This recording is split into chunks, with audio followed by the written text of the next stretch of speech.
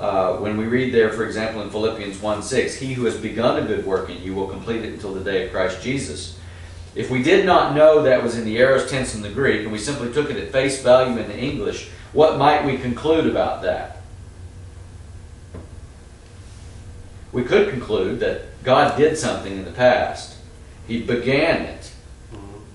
But now He's done. Right. Right? Very important. We could just conclude this is a basic punctiliar action. God did this and He left it alone. That was the major drawback of many of those people in our own country's development who were deists. They believed that God created the heavens and the earth, and then He just left it. I think it was in 1964 on the cover of Time magazine where it was declared that God is dead. And that's because of this deist train of thought where they assumed that God just does things and that He's done with it. Well, in the aorist tense, what this actually tells us is He began that work in us and will complete it until the day of Christ Jesus. So it was a punctiliar action. He began it. But what is also going on there? He's also carrying that work on. Okay? It was a single point in time work, but it has lasting ramifications, lasting implications. Okay? The imperfect tense. The imperfect tense shows continuous or linear type of action, just like the present tense. It always indicates an action continually or repeatedly happening in past time. It portrays the action as going on for some extended period of time in the past. The idea of continual action in the past does not apply when the verb to be is in the imperfect tense.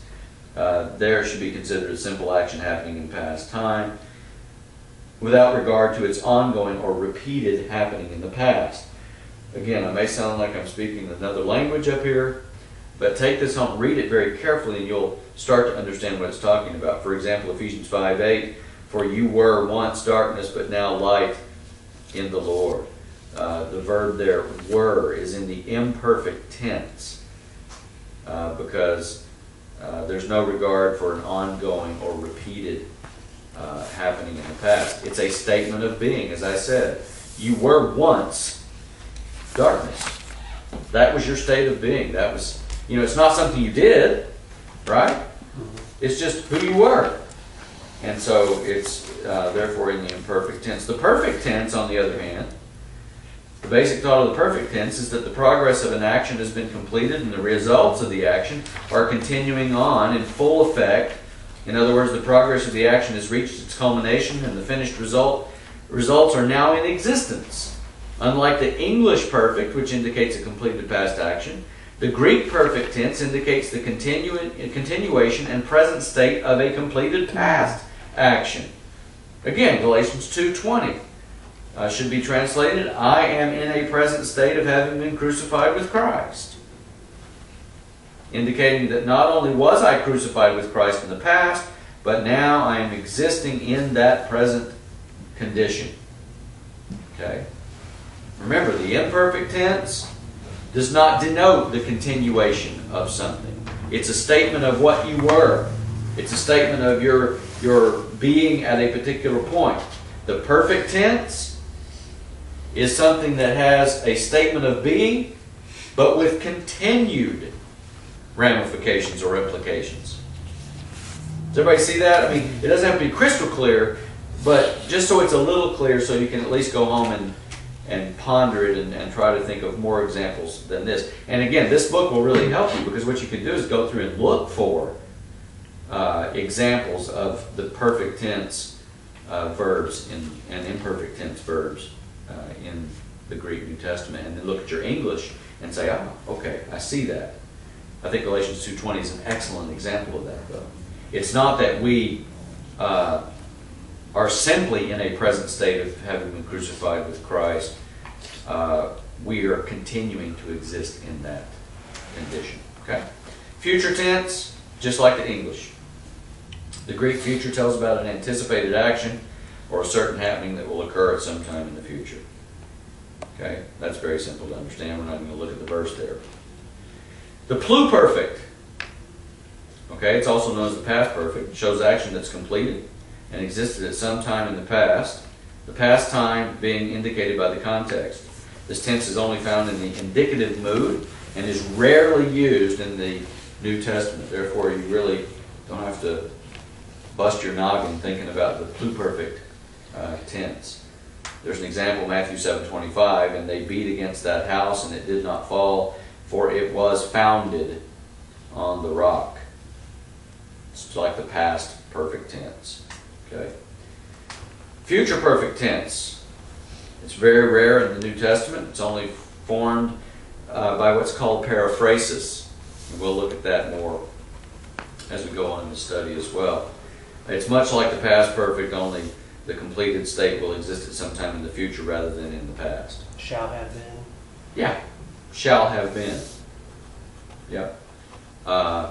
In other words, when we are glorified in heaven, what would be a good example of that? We will have been resurrected. We will have been resurrected. Yeah, it's a future thing that will happen, but actually putting yourself in the future and looking back on it. So in the future, something will happen and have a continuing effect. We shall be like him. We shall be, right. Well, but the perfect part is we shall have been like him. Shall have been like him. Yeah. If there were something following eternity. What you bind on earth shall have been bound in heaven. Yes, exactly. Very good. Very good. Future perfect. Again, it's pretty rare in the New Testament. What about non-finite verbs? Well, participles, we've already discussed these. Participles are non-finite verb forms because they're verbal adjectives. There's no, what do we mean by non-finite?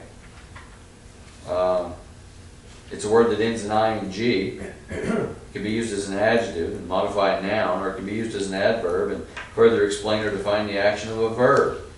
The adjectival use is the coming one, will come and will not delay. The adverbial use is but speaking truth in love, we may grow up into him in all things. So we really need to just simply understand that participles end in ing. That's a basic rule of thumb. Verbs that end in ing. Infinitives, we've already discussed that. We've even quoted Philippians 1:21. For me, to live is Christ. Again, a state of being. Okay. Grammatical voices. We have the active voice, and this indicates whether the subject is the performer of the action or the subject is the recipient of the action, which is the passive voice. If the subject of the sentence is executing the action, then the verb is referred to as being in the active voice. For example, Jesus was baptizing the people. Jesus is the subject of the sentence and is the one that is performing the action of the verb. Therefore, it's active.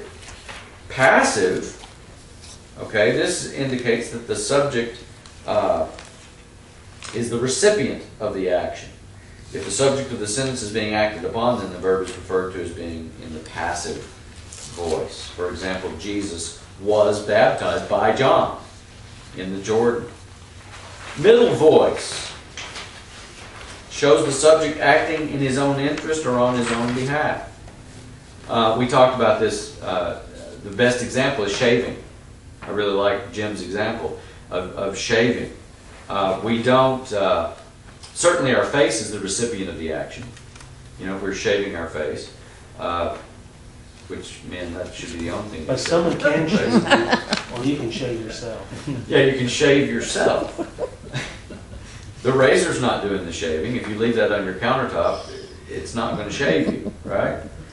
And I take that back. You could shave your head too. For our brother there, didn't want him to feel left out. Sometimes I feel like. But men, remember, just from the neck up, right? That's a standard rule of thumb, at least in the Free Grace Baptist Church, right? No, we're not legalists. Yeah, we're not legalists. Men, if you think your legs look better shaved, then you go for it. In Europe, they do. I say that because my son did that. Well, in Europe, the men shave their In Europe, yeah. Isn't that funny? In And Europe, under the their men arms. shave their legs and their underarms, and the women don't. No, it's cool. Really? True story. We lived there for 10 years, and I can tell you, it's yeah.